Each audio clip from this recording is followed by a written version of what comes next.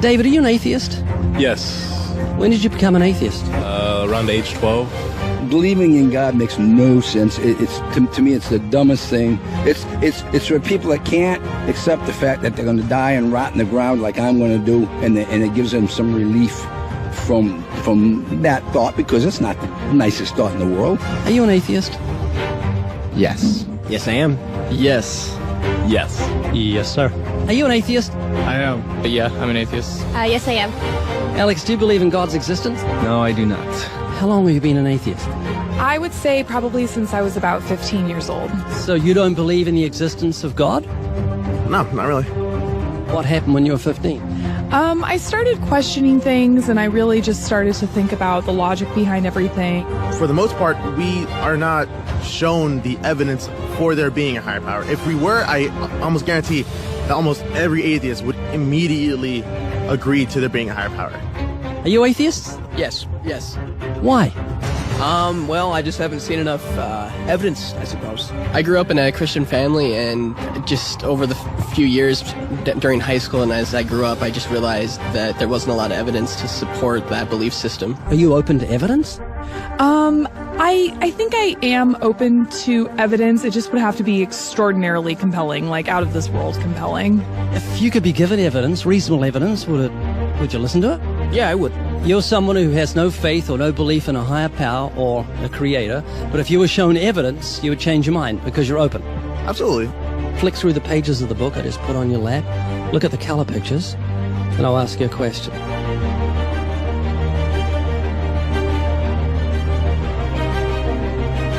Do you believe that book could happen by accident, that nothing produced the color pictures in the book, that red, orange, yellow, green, blue, indigo, violet ink fell from the sky and formed itself into those beautiful pictures, and then black ink fell from the sky, or from nowhere, and formed itself into coherent words and sentences, capitals and periods and commas, making sense, page numbers fell from the sky, all in order, and then it bound itself and formed itself into a cover with artwork, and there we have a book. Obviously, intelligent design designed the book. Wouldn't that be correct? Yeah. Can you see where I'm going with this? Yeah. Tell me, what is DNA? What is it? Deoxyribonucleic acid. And it's what makes up our bodies and our cells and everything that makes us who we are. DNA is like our biological code, kind of like binary zeros and ones. Information about us, who we are, what makes us, parts of us, how we look, how we're built, everything like that. Your genes instructed your cells how to make your eyes and what color your eyes should be, and your hair and your height and your personality. Scientists call it the instruction book for life. Basically. Everything that you are or ever will be made of starts as a tiny book of instructions found in each and every cell. Every time your body wants to make something, it goes back to the instruction book, looks it up, and puts it together. The book of you would have 46 chapters, one for each chromosome. Each of our book's 46 chapters is between 48 and 250 million letters long. That's 3.2 billion letters total. This is the secret language of DNA. This is the book of life. Instruction book for life. Yes. Instruction book for life. Yes. DNA is made up of genes, and genes give instructions to the cells as to how your body should grow. Did you know that those instructions, the instruction book of your DNA, just your DNA, was laid out end for end, would go to the sun and back a number of times? That book of instructions is so comprehensive. DNA is the genetic information encoded in the cell of every living thing that instructs our cells how to grow and how to function. It's our genes that determine whether our skin will be dark or light, have brown or blue eyes, or red or green or yellow, have red hair, be brunette or blonde, be tall or not so tall, or the color of our feathers if we're a bird. Whether we're humans, fish, animals, insects, or plant life, the way our bodies look and operate has all been pre-written in the amazing book of our DNA. What do you think the mentality of someone who believes a book fell together without a bookmaker? Well, they would be crazy. Do you think a book could make itself? No, I don't. Of course not. No. Utterly impossible. Yes. If anything can happen by accident. I mean, from nothing. Couldn't happen, could it? I don't think so. It'd be impossible. It would be like saying an explosion caused everything that makes a 747 airplane to all just come together by accident without some intelligent thought behind it. That's a good point. Do you believe DNA happened by accident? No, I think that it developed over the course of many, many millennia of evolution and development. DNA exists in every living thing. Its origins don't matter. The fact that there is intelligent information tells us there must be an intelligent designer. Is this making you think? It is, and I do think about it from time to time. It's just, yeah, it's complicated, definitely. Well, DNA's complicated, but the point I'm trying to make is very simple. Book designer or bookmaker, DNA, intelligent designer. God. Does that make sense? Yes. You an atheist? I am. What would you think of the mentality of someone who thought a physical book could make itself? I think they'd be silly. Of course it can't make itself. What would you think of the mentality of someone who believed the instruction book for life, DNA, made itself? I think it'd be silly as well. It would need investigation. That's atheism. Absolutely. And what would you think of the intelligence of someone who believed the instruction book for life made itself? Low intelligence level. DNA happened by accident? Probably not too smart. DNA couldn't make itself. It's impossible. Does that make sense? Yes. Is this making you think? Yes. And what would you think of the person who believed that DNA, the instruction book for life, happened by accident? Because we're not just talking about human beings, we're talking about every form of life. Fleas, cats, dogs, elephants, cows, horses, trees, plants, everything has DNA, the instruction book for life. Which makes the book in your hand just seem feeble compared to the infinite intelligence that must have put the instruction book for life together. Can you see what I'm saying? Yeah. Do you believe DNA happened by accident? I believe it could. Explain it to me, how a program could make itself out of nothing on how to make a human eye, giraffe size, elephant size, cats, dogs, puppies, flowers, birds, trees. Every living thing has DNA that's so complex, it's mind-boggling. It must have been a genius beyond any human reasoning that put it together. And to say it happened by chance is infinitely sillier than saying a physical book happened by chance. All I'm doing is reasoning with you. I'm not arguing. I don't want to win an argument. I'm just saying I want you to concede something that's absolute common sense. You're an atheist, so you believe the scientific impossibility that nothing created everything. I mean, it can't be nothing. We all have to start from some point. I wouldn't say nothing created it. There had to be something there in the beginning. You like Richard Dawkins, don't you? Well, I mean, yeah, I like him. Do you believe nothing created everything, a scientific impossibility, which is what he believes? You don't believe in a creator of all things? If he says that, I think it's a very strange thing to say. Well, he says it. It's insane. Nothing can't create anything because it's nothing. There has to be something in the beginning. Nowhere in our history of human reality has something kind of just appeared out of nowhere. Do you believe that nothing created everything? No, because nothing can perform actions. That makes no sense. It's a default position. If you're saying nothing created everything, then you're agreeing with Richard Dawkins. You're mischaracterizing Richard Dawkins, because Richard Dawkins, I'm sure he didn't say that. That seems ridiculous. Professor Richard Dawkins, arguably the world's most high-profile atheist, believes that in the beginning there was nothing, and that nothing created everything. As he attempts to justify this belief, admitting that it defies common sense, the learned professor calls nothing something. Watch the reaction of his audience. Of course it's counterintuitive that you can get something from nothing. Of course common sense doesn't allow you to get something from nothing. That's why it's interesting. It's got to be interesting in order to give rise to the universe at all. Something pretty mysterious had to give rise to the origin of the universe. Which is exactly what's meant by nothing, but whatever it is, it's very, very simple. And why is that funny? Well, I think it's a bit funny to be trying to define nothing.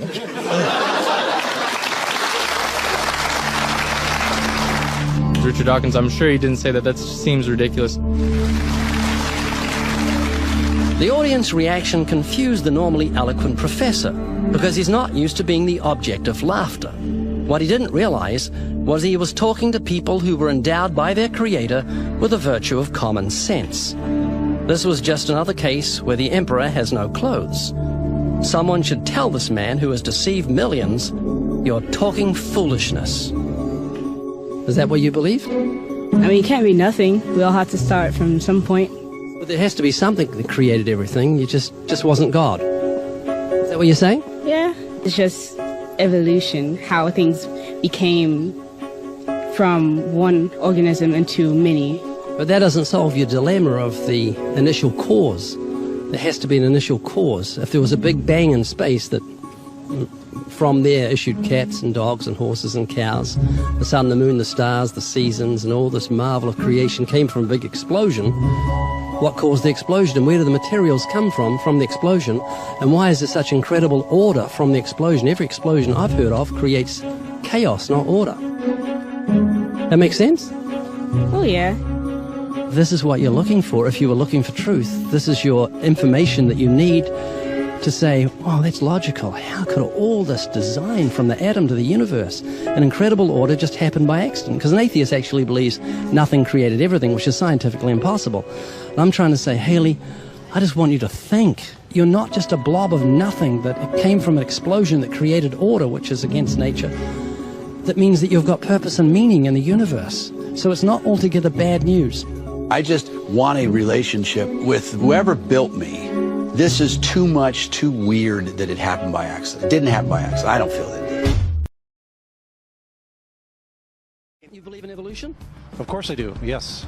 Live science says of Darwinian evolution, it can turn dinosaurs into birds, apes into humans, and amphibious mammals into whales.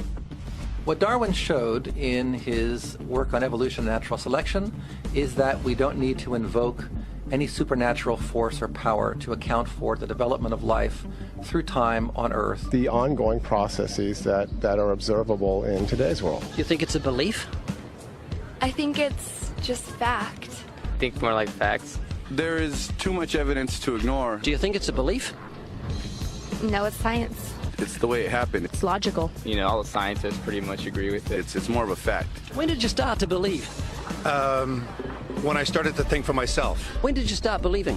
When I took my first biology class. It all started to make a lot of sense. The teacher made it very, very easy to understand. I generally trust the scientific community. Makes more sense than any religion or anything. The fossils they found of all the cavemen, the Homo sapiens, the dinosaurs, it shows clear evidence. I believe in science. What's your major here at this university? Biology. Your biology major? Yeah. You believe in evolution? Yes. What's your major? Geology. Chemistry? Biochemistry. Environmental science and policy. I'm a physicist. Biochemistry. Okay, do you believe in evolution? Yes, I do. Do you believe in evolution? Yes, I do. Of course. Yes, I do. I do believe in evolution. You believe in evolution? Yes. Are you a strong believer?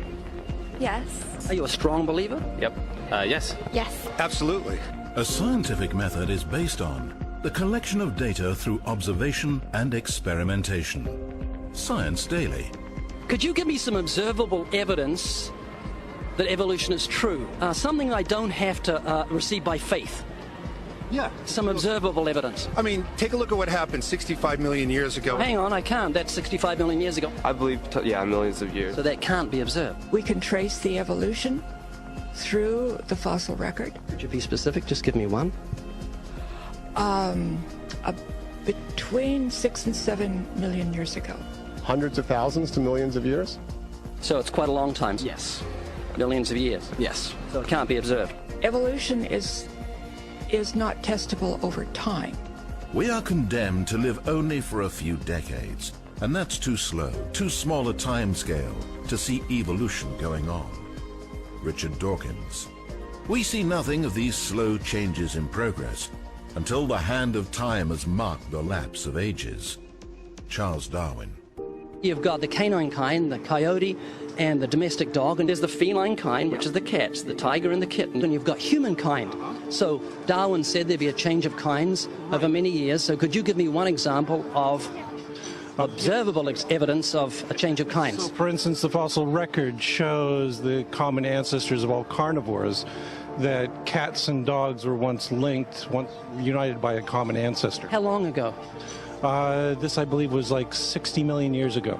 I don't want something I have to accept by faith. I want it to be observable. Observable evidence. Well, I mean, if you're just asking me here on the street, there's not really much I can tell you in terms of observable evidence. Like, we would have to really examine existing data to draw conclusions of our own. I would have to have faith then. We would have to have some amount of faith. Can you think of any observable evidence for Darwinian evolution where he said there'd be a change of kinds? Monkey to man, is that what you're talking about? Yeah, a change of kinds. I don't really believe there's any proof for that yet. Well, monkeys are the only ones with the 5th digit, like we have. Well, koalas have a 5th digit. Did you know that? I didn't know that. Think we're evolved from koalas? No. When I went to, like, Washington, D.C., I saw they had a whole exhibit just on the... In the Smithsonian? Yeah, in the Smithsonian. Oh, wait, so that is just like some stuffed dummies, like standing around a fire. I know that everyone talks about the missing link for humans and whatnot. I believe that there are connections that are out there that we haven't found yet. I'm going to trust what those experts did. Those experts came up with. I have a strong trust in evolutionary ideas based on the evidence presented. Can you think of any observable evidence for Darwinian evolution, a change of kinds? I haven't seen it myself, but I believe what the textbooks tell me about it, so... You've got faith in the experts? I have faith in the experts, yeah. I guess similar to how religious people have faith that God actually exists, I have faith in the experts knowing what they're talking about. The scientific method must be observable and repeatable. So could you give me one piece of observable evidence for Darwinian evolution? Okay, I would point to, as one great example, is look at the genetics of the stickleback. What's that? So stickleback fish are a very interesting collection of species that were recently isolated after the end of the Ice Age. What did they become? They're various species of sticklebacks. They stayed as fish? Well, of course. Can you think of any observable evidence where there was a change of kinds? Fish. Human beings are still fish. Human beings are fish? Why, yes, of course they are. How long did that take? A couple of billions of years, millions. A couple of millions? How is that observable? It's not. We came out of the ground as a mammal, and one mammal created... Come out of the ground? Didn't we come out of the sea? Huh? Well, initially in the beginning, we came out of the ground and the sea after the great destruction of the... So did we have lungs or gills when we came out of the sea? You want to know something? Those that were in the sea, I guess, had gills, and those that were on land had lungs. But if we came out of the sea, we had gills in the sea. You want to know something? Who knows that we came out of the sea or we evolved from mammals? So you don't know? Huh? Of course I don't know. I'm accepting that they did their science correctly. Could you give me an example of Darwinian evolution, not adaptation or speciation, but a change of kinds? These are changes of kinds. They're still fish. They're distinctly different fish. We have thousands of examples. Can you give me one? I can give you thousands. Just one. For instance, I would say look at Lenski's experiments with bacteria then. So what did the bacteria become? The bacteria are still bacteria, of course. So that's not Darwinian evolution. That's not a change of kinds, is it? It is a change. It is a change in the genetic makeup of the bacteria, which is still bacteria. So what did the bacteria become? A new kind of bacteria. So it's still bacteria. There's no change of kinds. To summarize, the observable evidence that you give me for Darwinian evolution is bacteria becoming bacteria. No, it is bacteria acquiring new metabolic capabilities. You said before that there is lots of evidence for evolution. I just want one observable evidence for Darwinian evolution, just one. But I gave you some. You don't want... Not some, I want one. Wait, you don't want that. I want one. Yes, I do. I'm pleading with people. You asked me to tell you when I've watched one species evolve into another. Isn't that right? No, one kind into another. There's 14 different definitions of species. So I want a change of kind. When you're talking about kinds or change in families, you're actually talking about macroevolution. You're talking about changes on the level that separate, say, cats from dogs. So could you give me any examples of Darwinian evolution? Well, when you say examples of that, then you have to sort of look at over a longer time frame. It has nothing to do with faith. Faith is something that I have to, unseen, I have to believe in. That's it, unseen. Look, right. Do you believe evolution? Of course I do. Are you a believer in evolution? Yes, I am. When did you start to believe evolution? I started to believe evolution when I started to think out for myself. Is evolution a belief? Well, you know something? Evolution is is a thought process. This is coming to terms and checking out all the alternatives, like taking a look at the religion, man-made religions. Let me ask you again, is evolution a belief? No, evolution is, well, yeah, in a word, yeah, I could say it could be a belief. When you say change of kinds, you mean the evolution of one species from another or to another? Yes, we have that in action, actually, in the Galapagos. Could you give me one instance? Yes, we have an example from a group of birds called Darwin's finches. You take a look at the difference between the finches on the islands that all started out. I mean, that's very, very observable. But that's not Darwinian evolution. There's been no change of kinds. What do the finches become? They become genetically new and anatomically new, recognizably different species. So they're still finches? Well, of course, they're still finches, yes. But they're not there's no change of kind. Little birds that he had observed that... What did they become? Their beak shapes. They're still birds. Yes. 3 finches that turn into different types of birds. They're still finches. Well, for example, Darwin and his study on evolution of the birds on the island that he went on to there. Their beaks changed? Their beaks. They're still birds. There's no change of kinds. That's within the kind. It's evolution on the beaks. So that's called adaptation. It's not Darwinian evolution. There's no change of kinds. There's no different animal involved. I want something that shows me Darwin's belief in a change of kinds is scientific. Darwin spoke of a change of kind. Can you think of any observable evidence for Darwinian evolution where there's a change of kind? Change of kind. Change of kind.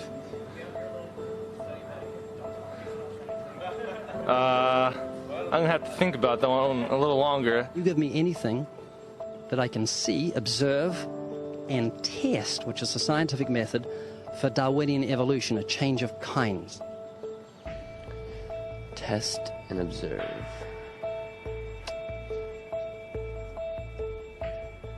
Could you give me observable evidence, which is a scientific method for Darwinian evolution, a change of kinds?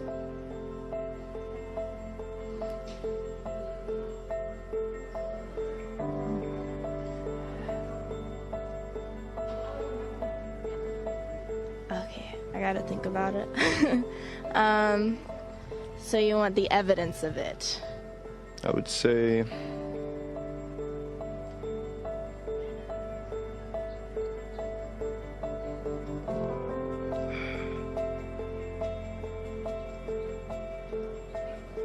I cannot, I think.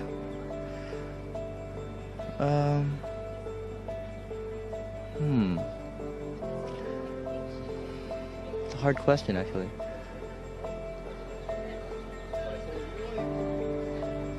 Mitochondrial DNA.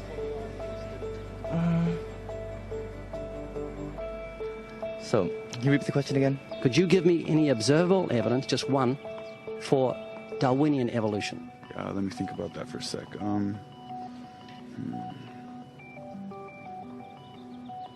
Observable evidence, something where we don't have to exercise faith. Something that can be observed, like the scientific process, observable? That's a good question. That one I'm not quite sure. So you can't think of any observable evidence for evolution? No. How do you know it's true? I'm not sure. So Darwinian evolution is not observable, it's not scientific. I guess so. So it's unscientific, you can't prove it. It's scientific, actually. You could prove it. It could be proven, just... Do it for me. That's hard. That's just too broad of a... It's unobservable, that's why you need millions of years. Yes, exactly. You're trusting the biology majors and the biology professors know what they're talking about, and they can't even give me evidence of a change of kinds. Well, then there isn't one. If they don't give it, then I wouldn't say there was. I just go on what I've seen and what I've learned from class. So you believe? Yeah. You know what that's called? What? Blind faith. Blind faith. Faith is the great cop-out, the great excuse to evade the need to think and evaluate evidence. Richard Dawkins.